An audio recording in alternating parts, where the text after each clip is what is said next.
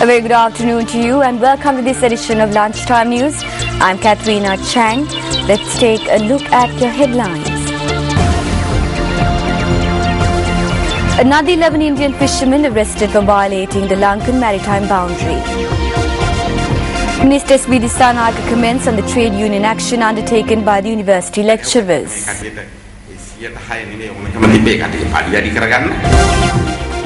Kerry says US support to Iraq will be intense and sustained. Semi-final round of Sri Lanka's first ever sports reality program, Super Fighters, scheduled to kick off at Stein Studios, Ratmalana. And on to those stories in detail. 11 Indian fishermen who violated the Sri Lankan maritime boundary have been arrested.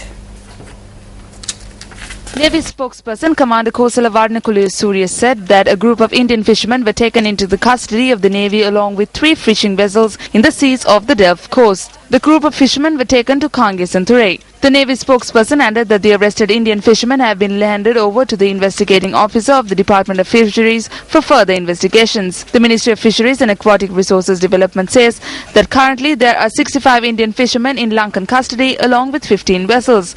Meanwhile, the Ministry of Fisheries and Aquatic Resources also state that 75 Sri Lankan fishermen are currently in Indian custody. 13 fishermen are held in Tamil Nadu, 41 in Andhra Pradesh, 16 in Karnataka and 5 in Orissa. The Ministry of Fisheries further stated that a request has been made via the Sri Lankan diplomatic mission in India to the Indian central government to secure the release of the fishermen. Semi-final round of Sri Lanka's first ever sports reality program, Super Fighter, is scheduled to kick off at Stein Studios, Ratmalana. 16 competitors will engage in bouts today to make it to the finals. Super Fighter is a joint initiative of Newsfirst, MTV-MBC Networks and MAS Holdings. The 16 contenders contesting under 4 weight categories who qualified for the semi-finals represent 11 schools around the island. Now on to the other local news. A motor accident in Vanhagoda, Hanwalla, claimed the life of 1 person and left 3 injured. A correspondent said that the accident occurred at 2:30 this morning. The accident was a result of a collision between a bus plying from Bibila to Colombo and a car travelling from Hanwalla to Koskama. The driver of the car killed in the accident while 3 passengers were injured. The deceased had been identified as a 26-year-old unmarried individual from Jayavirugada, Hanwalla. The injured were admitted to the Homagam hospital.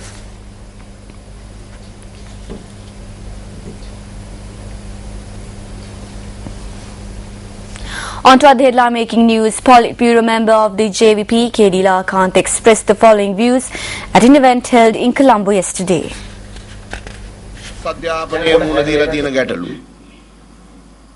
When the rulers create issues based on nationalism, they are able to create an advantageous environment which will sweep under the carpet issues that are faced by the teachers, university lecturers, university students, and also the issue of cost of living. The main challenge faced by this government is to seek answers to the current social, economical, political, and cultural issues. The working masses do not need nationalism.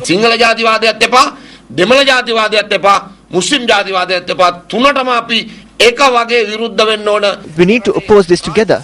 The private sector employee and the state sector employee will not benefit by this, but there are those who do. Minister of Higher Education S.V. Dissanayake commented on the trade union actions undertaken by the university lecturers at an event in Udunuvara yesterday.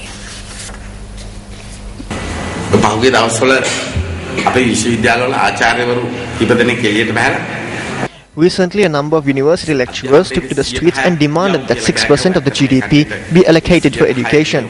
They did not seek a 6% allocation. What they wanted was for their salaries to be increased. This was put forward to just deceive the people. The slogan is wrong. It was from the UNESCO report that they took the phrase 6% of the GDP. The UNESCO report notes that a minimum of 6% of the GDP must be allocated for education, and countries need to increase its literacy rate to 50% within the next 5 years. They are not referring to us. They are referring to the countries where there are 20, 25, 30, 35, 40 or even 65% of the population that are illiterate to allocate 6% of the GDP and raise the literacy rate to 50% within the next 5 years.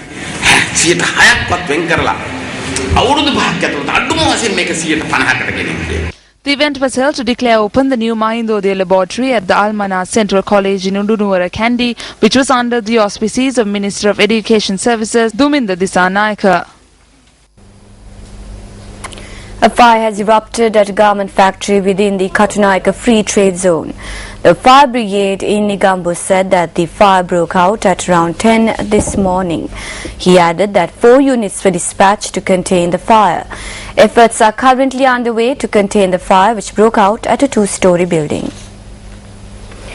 Now on to other local news. The National Aquaculture Development Authority has seized a stock of shrimp larvae that were being transported illegally in Mundalama yesterday. The raid was carried out by the Shrimp Farm Monitoring and Extension Unit of Buttaluoya. The stock of shrimp larvae was being transported in 2 trucks illegally from hatchery in Chilao to Karamba Kalpitia. Around 600,000 shrimp larvae concealed in 128 polythene packages were thus being transported. Shrimp Farm Monitoring and Extension Unit of the National Aquaculture Development Authority said that the value of the shrimp larvae is over 350,000 rupees. The 2 trucks had fled when they were inspected opposite the office of the NAQDA on the Chilao-Putla main road. Aquaculture Extension Officer Kasun Milinda, speaking to Newsfirst, said that the condition of the shrimp larvae had not been inspected and there were no permission indicating that they were cleared of diseases. The owner of the hatchery was produced before the Putla Magistrates Court and was later released on a surety bail of 500,000 rupees. The trial will take place on the 26th this month. The prawn larvae has been currently placed at the Ambakandavilla hatchery.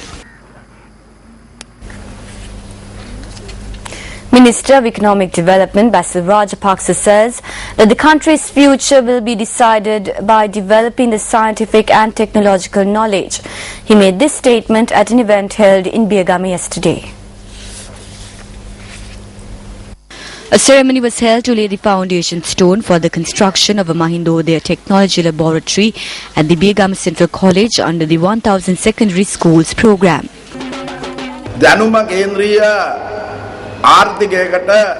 This is a time where knowledge-centered economy is moving forward in the world. The country's journey forward will be decided on science and technology and knowledge gained through it. If we are to become a developed nation, we must export more advanced technological equipment. We need to create the human resources that will undertake this task.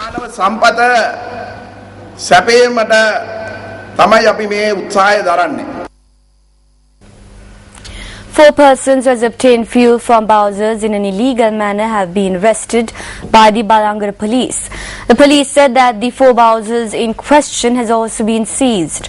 The police said that the suspects had been obtaining fuel from a Bowser that was transporting fuel from Mutturajawala close to a bus stop in Balangoda last night.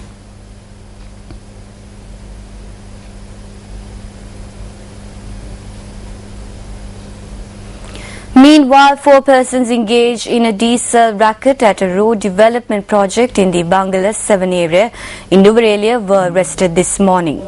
The arrests were made by the Corruption Prevention Unit of the Nuvarelia Division.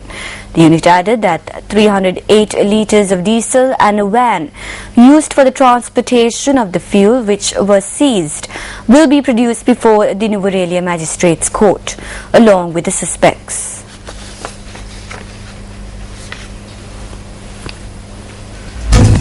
And on that note, we conclude this edition of Lunchtime News. It was a pleasure having you with us. For the Newsfirst team, I'm Katharina Chang. Have a lovely day ahead. Hotline 0114